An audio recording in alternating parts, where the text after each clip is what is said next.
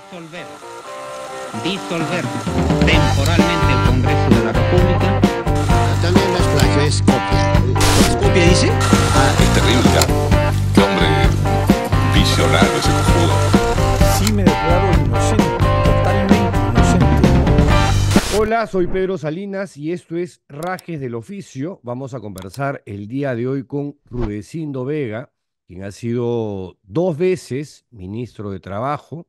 Él es abogado, político y vamos a hablar un poquito sobre la coyuntura. Rudy, bienvenido al programa.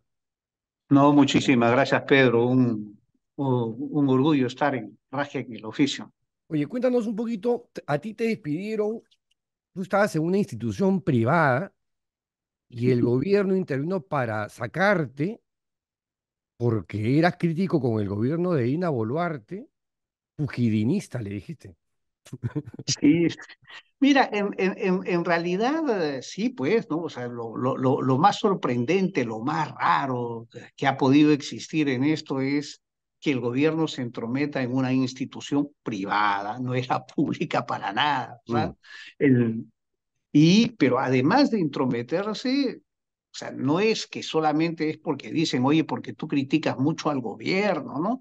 Y cosa que era absolutamente cierta. Yo frecuentemente, semanalmente en los dominicales, yo sacaba artículos críticos al gobierno, como lo hice con Castillo, como lo hice con Vizcarra. Lo que pasa es que siento que este gobierno tenía menos margen, menos correa, y por ahí también aparecieron pues algunas voluntariosas ministras que no solamente dijeron, oye, hay que pedir que lo saquen, sino hay que ponerlo por escrito. Entonces lo pusieron en papel membretado del ministerio, en carta, y la carta, solo la carta es de Ripley, ¿no? O sea, es pedir que te destituyan por tus opiniones personales, eh, bajo la amenaza de que todos los convenios con los ministerios, con el gobierno, toda la agenda que se trabaja con el gobierno, se pone en riesgo tanto para el gremio de los empresarios como para el gremio de los trabajadores, ¿no? ¿En Mira, serio? en realidad, sí, sí, O sea, eras pero una no solo, amenaza.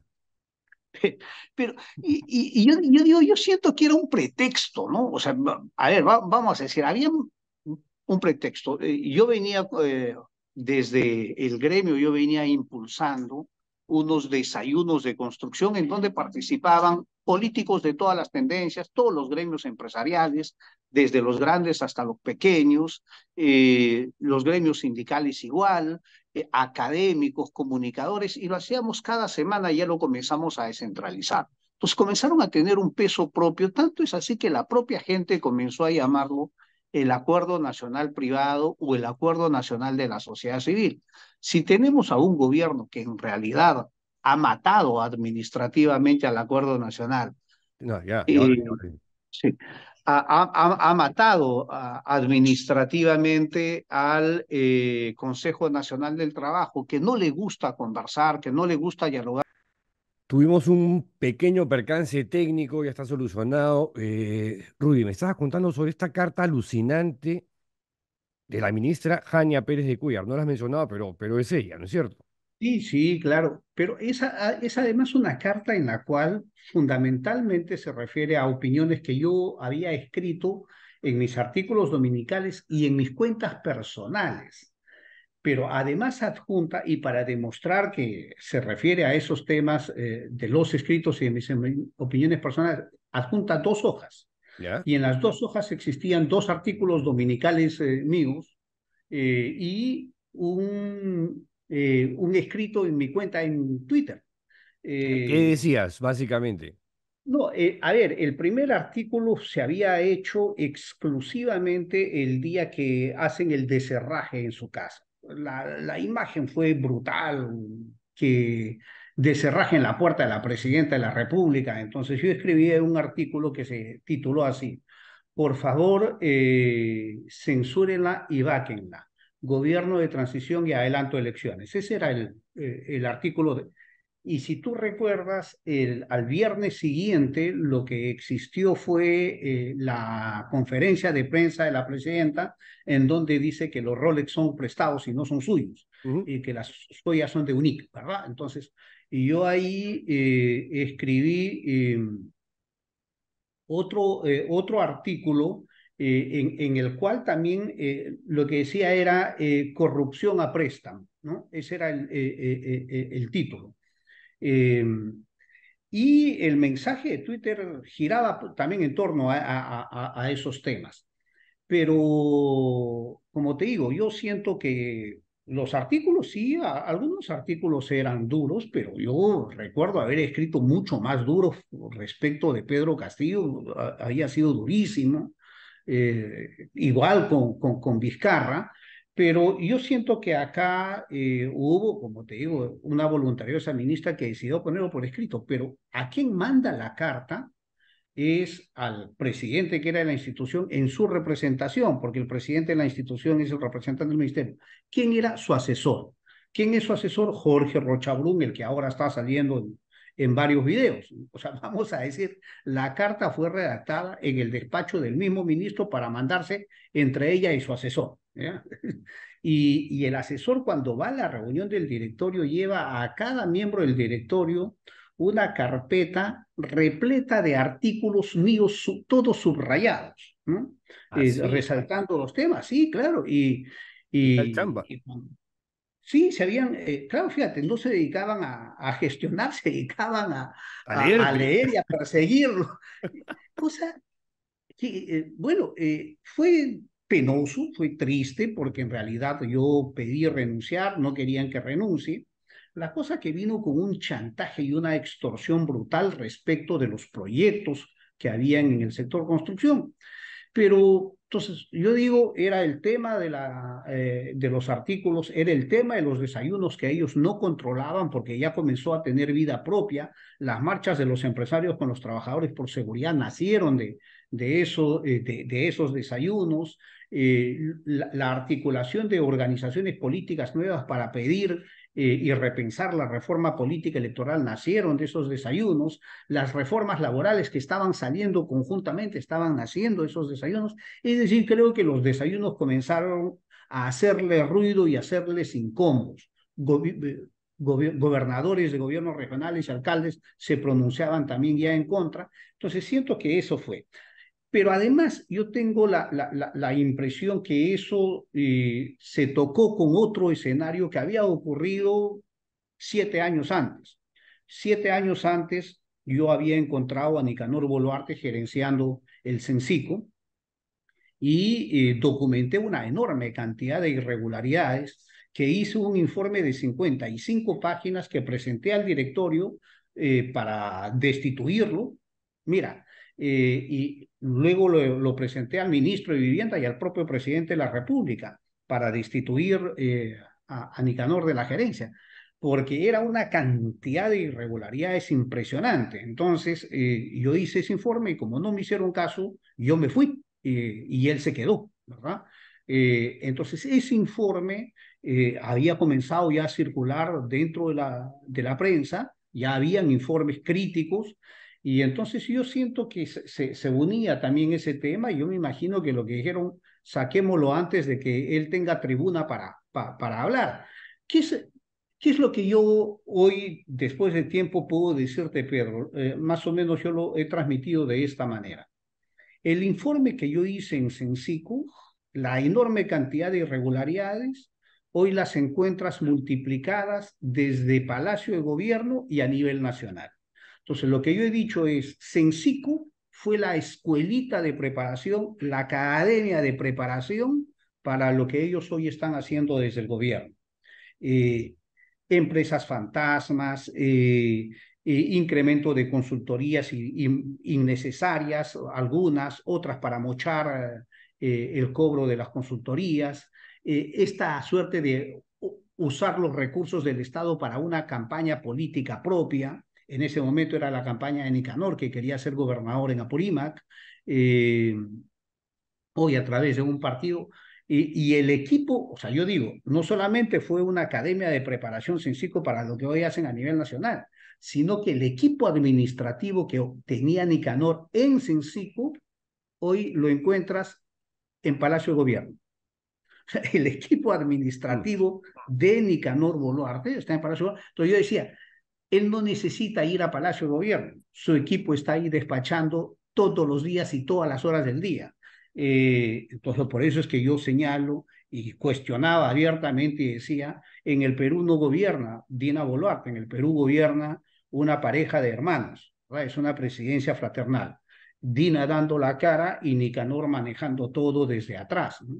Entonces, claro, eso era frecuente, mi crítica era de esa manera, eh, muy clara, y al último hicieron todo lo posible para sacarme y se metieron en una institución privada, doblegaron a los gremios, que ya era muy fuerte, ¿verdad? Chantajeándoles con los proyectos, con las obras, con el financiamiento. Y entonces, bueno, No, tu vamos a salida ha sido decir, escandalosa, solamente que ha pasado de alguna manera desapercibida en lo que se denomina la gran prensa, ¿no? Ahora, sí, bueno, es que, uh-huh, quiero es pasar que a lo que otro tema pasa es, contigo, Rudy, antes que nos siga sí, ganando el claro. tiempo. Este, quería comentar contigo este pronunciamiento que hubo la semana pasada, firmado por 300 personas. Es una carta dirigida al secretario general de la OEA, a Luis Almagro, y es un pronunciamiento en contra de otro grupo de ciudadanos que ha pedido la activación de la Carta Democrática Interamericana, ¿no?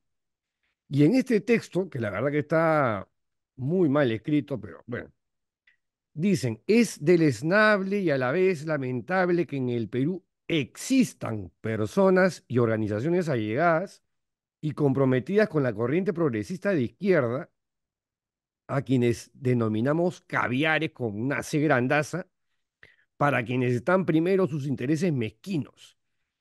Y después, en un otro párrafo, mencionan a todos los presidentes desde Paniagua hasta Pedro Castillo y dicen que estos habrían sido aparentemente liderados, todos, ¿ah?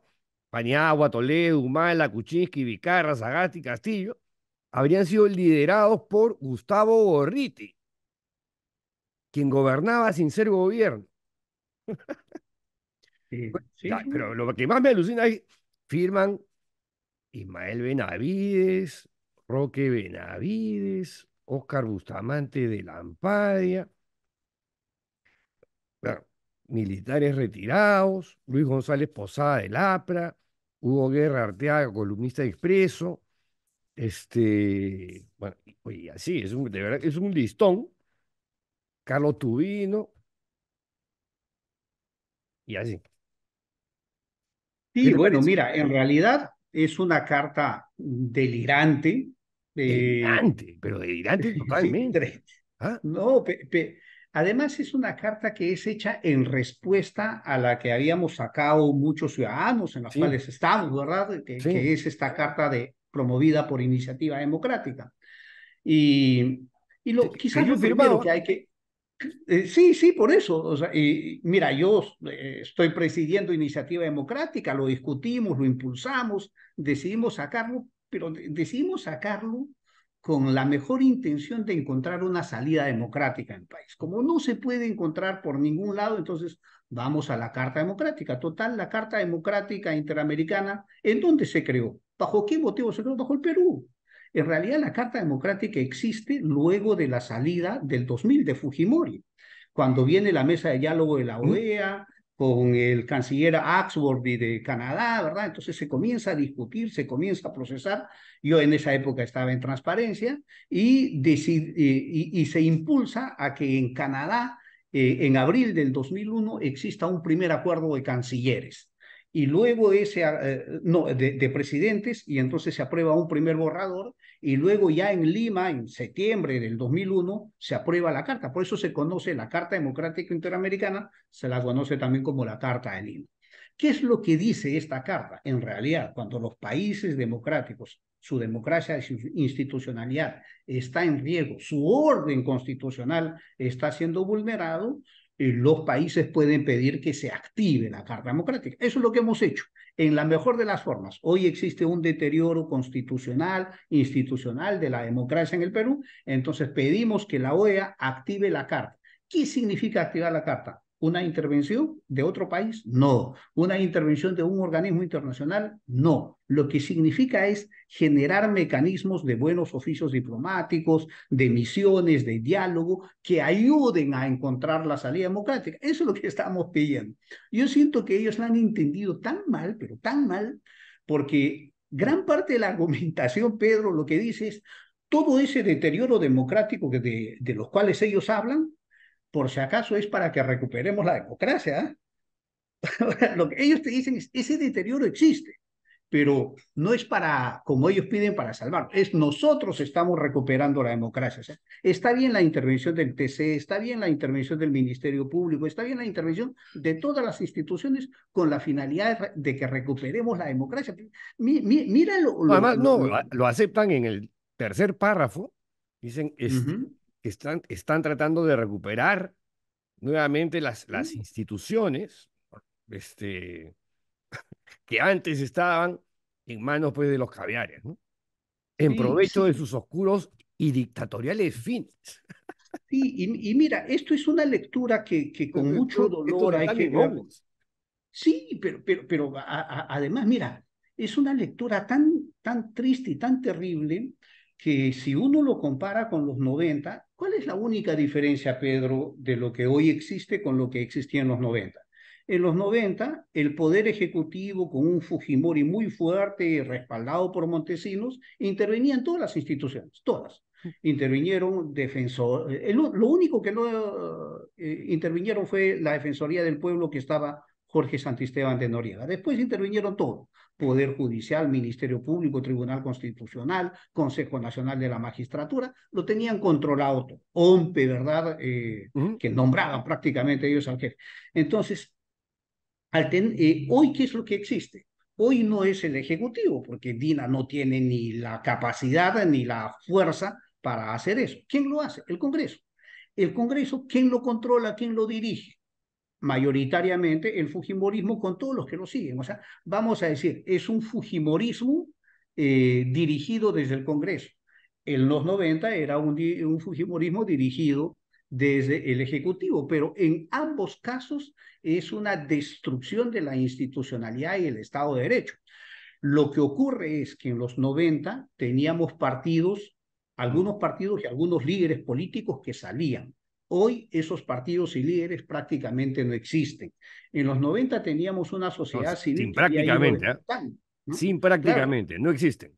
¿No? Y ahora ya muy difícil, ¿no? Encuentras una sociedad civil. En los 90, finales de los 90, tuviste una juventud que comenzó a salir. Hoy más bien tienes una juventud que se ha ido encerrando después de haber salido el 2018, 2019, 2020, se ha ido replegando. Entonces vamos a decir, ¿quiénes hoy gobiernan?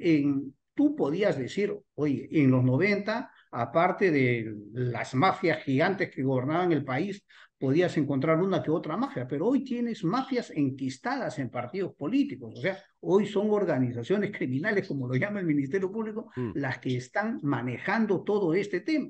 Y las organizaciones criminales no piensan en el país, piensan en sus intereses propios. Entonces, ¿ante quién nos enfrentamos? ¿Ante líderes políticos? No. ¿Ante organizaciones políticas? No. Entonces, hoy la sociedad civil tiene que enfrentarse a estas mafias, y mafias que no piensan en el país.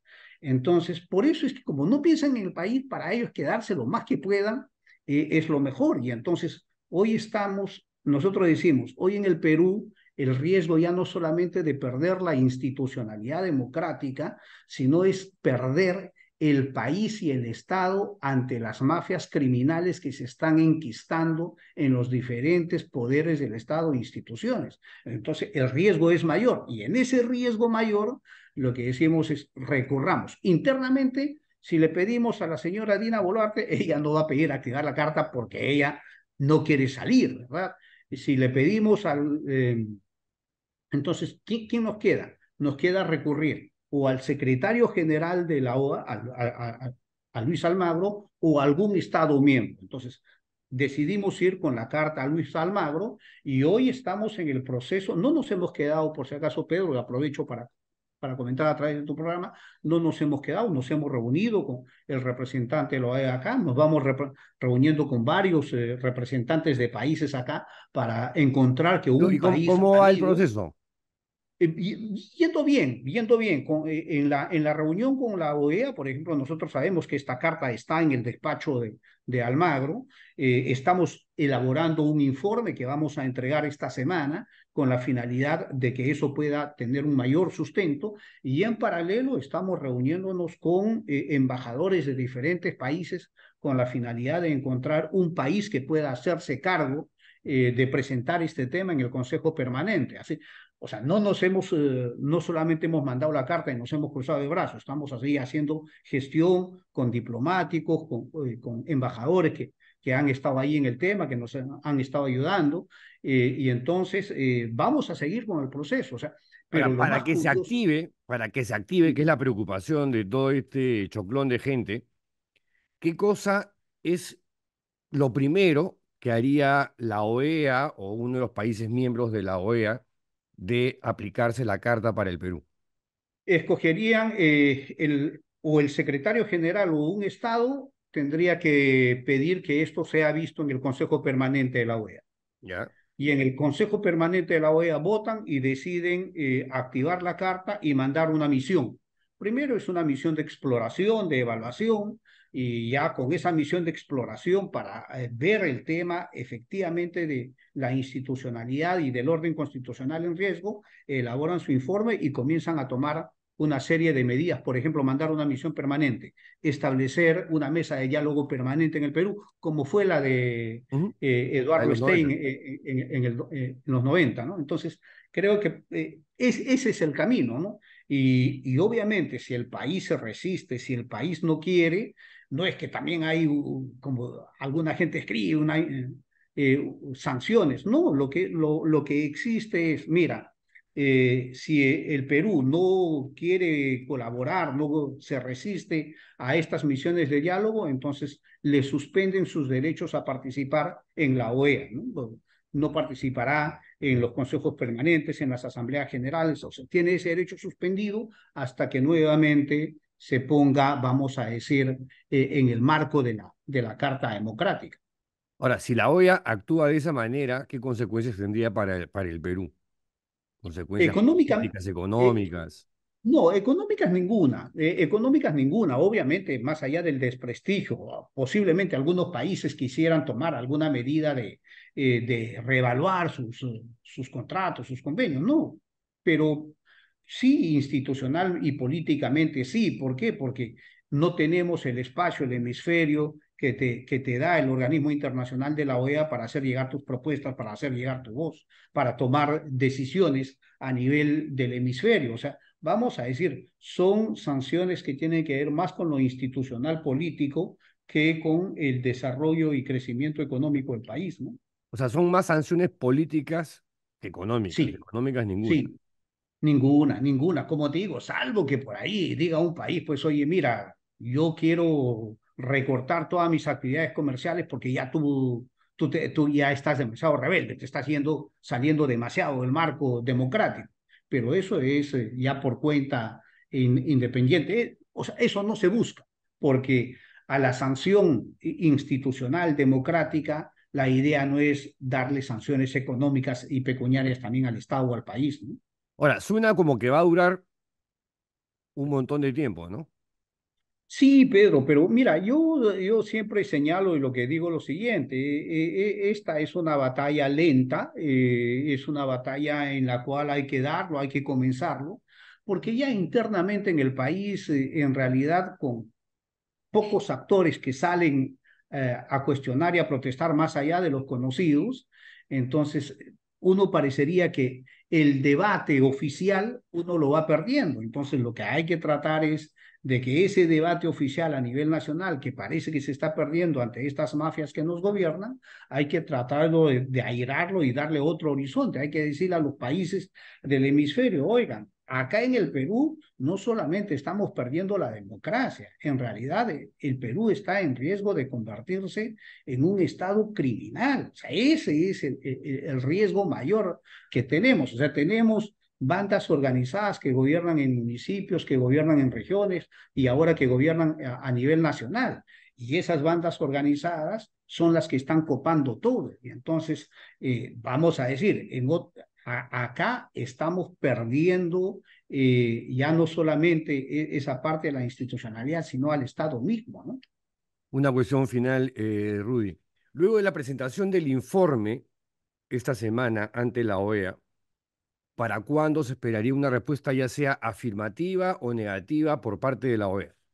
Nosotros estamos calculando que podríamos tener una decisión importante la primera quincena del mes de junio. A eso Bueno, estamos apostando. eso ya es ahorita.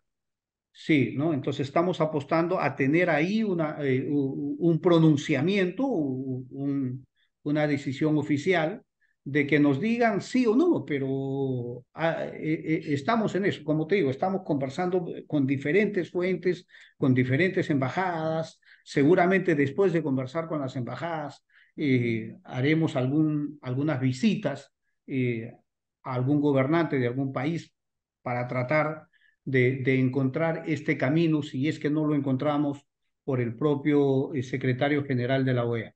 Yo te diría, el tema Sí. está muy avanzado, bien avanzado, es alentador lo que hemos escuchado, lo que nos han oído y lo que hemos conversado, y entonces estamos viendo, y quizás por eso es que aparece una carta como esta carta delirante de la cual hemos conversado, ¿no? O sea, si es que ellos no supieran que esta cosa está yendo bien, que está funcionando, no se atreverían a sacar una carta de esas Sí, no, no, pues características. se han tomado su chamba para buscar tanta gente, ¿no? Pero claro, no se han tomado el trabajo de escribirla bien, porque la verdad Claro, que, y salvo de los averiguar los insultos, lo procesos. demás queda como raro, ¿no? Asumen que Almagro Sáenz es la JNJ, pero y como que conocía a Inés Tillo, ¿no? Porque es alucinante lo pésimo que comunican. Daría Ah, la, fácil. daría la, Han podido la poner en un impresión, párrafo todo, ¿ah? daría la impresión, Pedro, que han juntado comentarios de Twitter y lo han puesto en un solo paquete. Más o menos, oye, más o No, menos eso, porque esa es la sensación con la que se queda uno, ¿no? sí, porque no hay una estructura armada, solamente hay todo un tema visceral, Sí, es un delirante, vómito sin... negro, es un vómito negro. Sí, Y en con realidad. insultos, caviares, progresistas, no sé qué, infames. Bueno, Sí, bueno, pero lamentablemente esa es la corriente, Pedro, que se está preparando y que está entrando en camino para el próximo proceso electoral. El próximo proceso electoral nos va a encontrar en un escenario de destrucción total si seguimos en este camino. Por eso es que nosotros decíamos, la mesa de diálogo nosotros no lo estamos pidiendo solamente para encontrar una salida democrática ahorita, es una mesa de diálogo que ojalá nos ayude a encontrar una salida para los próximos 20, 30 años. O sea, porque ir votando, mira, si las próximas elecciones dejamos que nuevamente lo decida el Fujimorismo con el antifujimorismo, vamos muertos. mm, Vamos a tener 5 años más quebrados, 5 años más sin salir del hoyo en que estamos. Entonces hay que construir salidas que no nos dejen en esta penosa decisión Fujimorismo, antifujimorismo, que no nos dejen en la penosa situación de elegir a un anárquico rayado, ¿verdad? Que dice que va a Humala. matar a todos, ¿verdad? Entonces, claro, que no nos dejen esa opción, pero que tampoco ya en el Perú tenemos que estar exponiéndonos a los outsiders, ¿no? Ya los outsiders, mira, en realidad los outsiders que tenemos ya no son los que vienen con vena política. los outsiders que tenemos y que van a venir son con vena criminal. Entonces, el próximo outsider no va a ser un outsider que entre pensando en el país. El próximo outsider que entre va a ser un delincuente mucho más prontuariado de lo que hoy tenemos en el gobierno. Entonces, y yo Viene ahí lo que... con garras y colmillos. Sí, y ahí lo que yo siento es que lo que tenemos que trabajar es, y acá no importa, sinceramente yo insisto siempre en este tema, no importa si hacemos que los que definan la elección son gente de derecha, de centro, de izquierda, pero que tengan vocación democrática.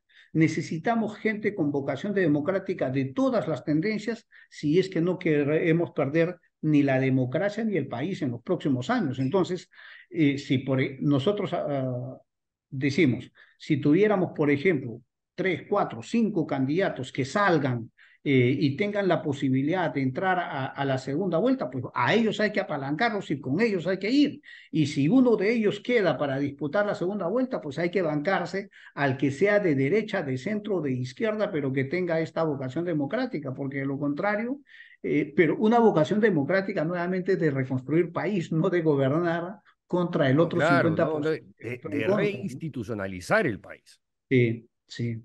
que es una chamba bastante grande. No, Es pero un, fíjate, algo de eso tuvimos, ¿no? Lamentablemente no lo hemos sabido aprovechar después del 2000, ¿no? O sea, una de las cosas, Pedro, que siempre cuestiono, yo digo, la gente que recuperó la democracia el 2000 terminó replegándose y dejando la democracia en manos de los políticos.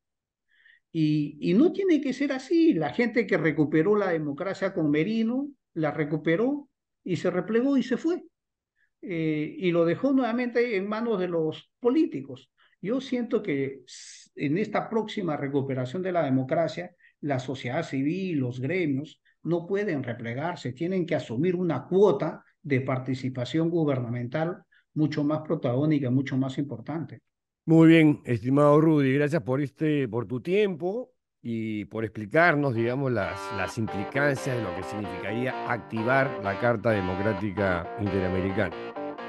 Un abrazo, No, un gran gracias. abrazo, Pedro. No, a ti, Pedro, un gran abrazo. Muchas Con gracias. ustedes hasta la siguiente entrevista. ¡Chao!